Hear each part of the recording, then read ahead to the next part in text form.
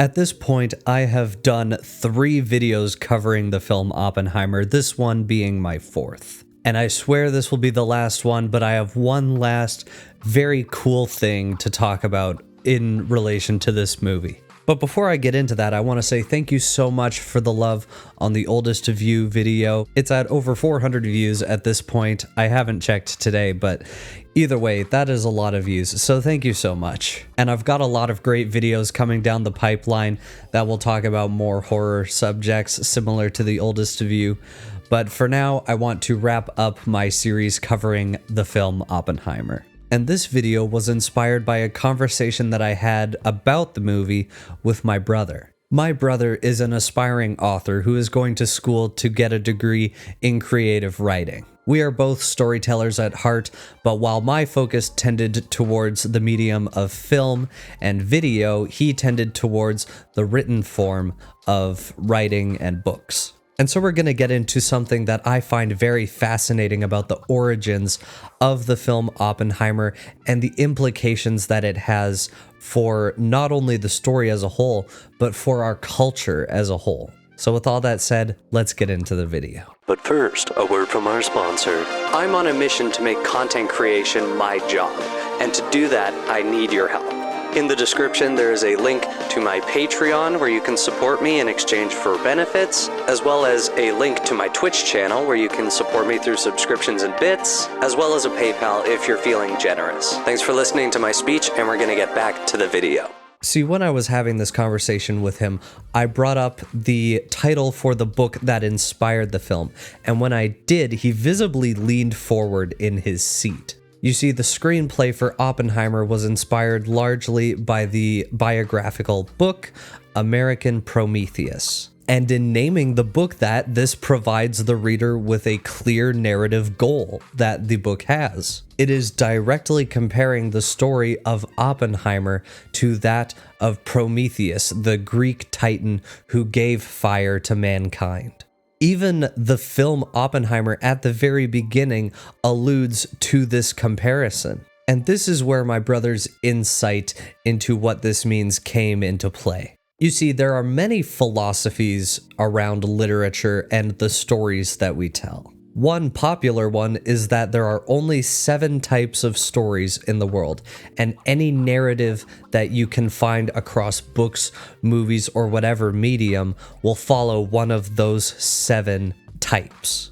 And another philosophy, one that we discussed in relation to this film, Oppenheimer, and the book that inspired it, is the idea that all character journeys can be summed up with only 3 types. The first is the archetype of the hero's journey. Now, there are many steps to this kind of a narrative, but here are the basic elements that are required to tell a hero's journey story. It begins with the hero being called to adventure, and in accepting this adventure, he crosses a threshold that begins his character arc. He then faces challenges and external pressures, which lead to him reaching a very low point.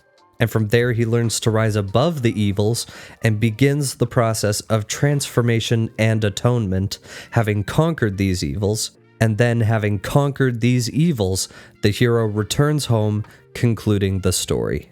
As you can tell from the footage I inserted, one very famous example of the archetype of the hero's journey is that of Luke Skywalker in the original Star Wars trilogy. The next is the redemption arc. While the hero's journey usually follows the journey of a moral character, the redemption arc covers the journey of an immoral character. This character usually starts off with an immoral goal, and then their weaknesses are exposed, forcing them to confront themselves and their beliefs and morals. Then they must respond to the repercussions of their own weaknesses by either working through it and finding redemption, or by being overwhelmed by that weakness. The conclusion of this arc is their response to their actions towards redemption and the responses of others to this character's attempt to seek redemption. Going along the same theme, this can be seen in the character of Darth Vader in the original trilogy. And finally, the third character journey archetype is the fall from grace. This is essentially the redemption arc, but in reverse. This arc starts with a character at its peak. They have it all. Then you identify a weakness or multiple weaknesses in their life. Then this character encounters a series of events that specifically play on that flaw. The character's actions lead to dire consequences that rapidly escalate, and in the aftermath of this fall, it is important to witness the character's response to these events.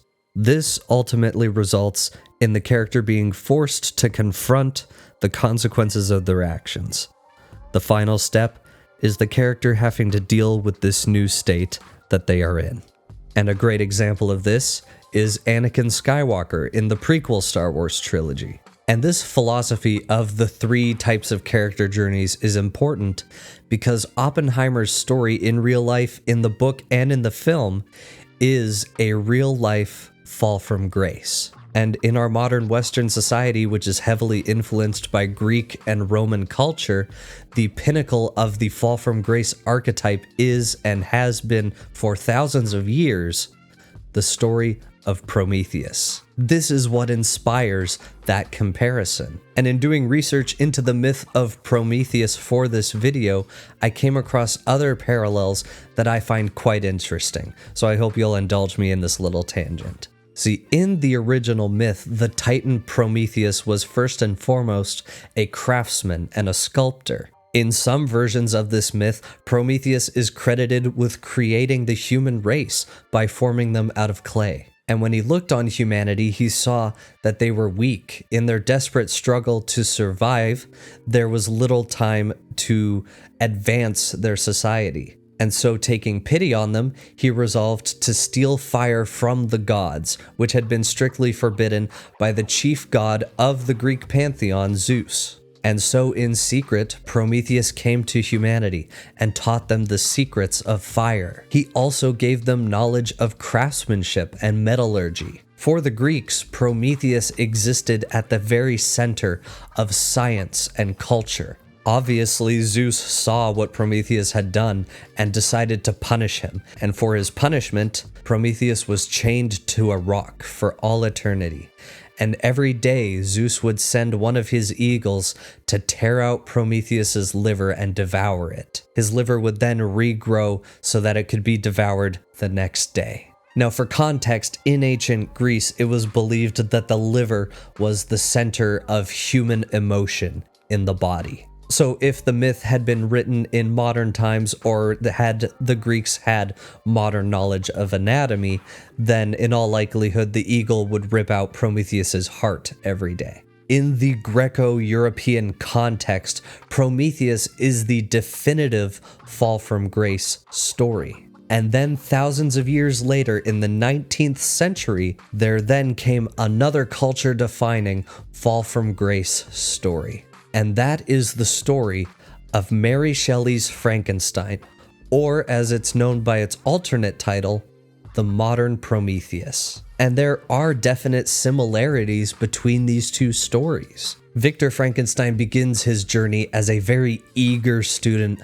of science, with a particular interest in the older, more archaic forms of science. And for the Greeks, Prometheus was the foundation of science. And so in naming her book, The Modern Prometheus, she is placing Victor Frankenstein in the tradition and in the practice of Prometheus in the sciences. Frankenstein is his spiritual successor, both in his spectacular accomplishments and his spectacular fall. Overcome by hubris and a desire to play God, Frankenstein used these archaic sciences to give life to an abominable creature, this patchwork of bone and muscle and flesh. And through this act and his creature's actions, he brings about the deaths of everyone that he had ever cared about.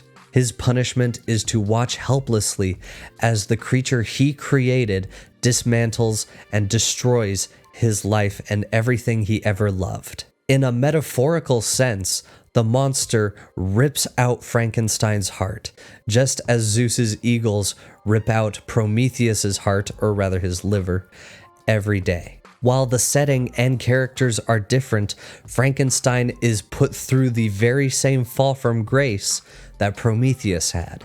And then in the real world, in the 20th century, a real-life fall from grace was experienced. Both in the film, in the book, and in real life, Oppenheimer's journey follows the same path as that of Prometheus and of Frankenstein. He was a man of science, which already puts him in this same cultural tradition that dated all the way back to Prometheus. And like Frankenstein, Oppenheimer had aspirations of becoming a legend in his field. Specifically, he wanted to become a pioneer of this new quantum world that Einstein had discovered. In his mind, I believe that he wanted to become Einstein's successor and unlock secrets in this new quantum world that would put him in the history books. Now, as I've said, in any good fall from grace story, the character needs a fatal flaw.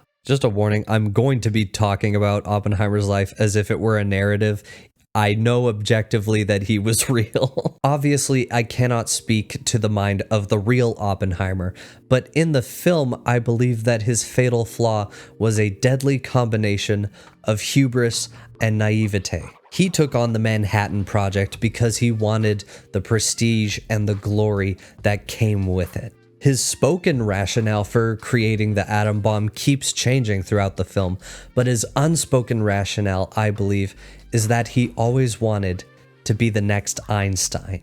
And this weakness was all the motivation he needed to push forward and build the first atom bomb. The high point of his hubris comes after the successful detonation of the bomb at the Trinity test, where he is received with the praise and adoration of his peers, just as he always wanted. But this was a short-lived moment because his actions had very real consequences. Almost immediately after this success, at least in the film, 2 more bombs are shipped out of Los Alamos that were then dropped on Japan.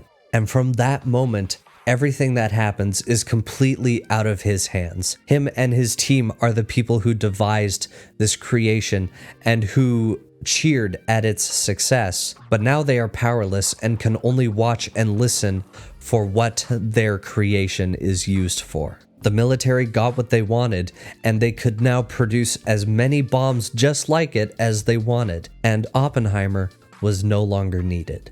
And then decades later, Louis Strauss's own ego would compel him to destroy Oppenheimer's credibility in the public eye. And with this, Oppenheimer completes his fall from grace and joins the lineage that began with Prometheus and was continued with Frankenstein. And as Einstein warns him, he must now face the consequences of his achievement.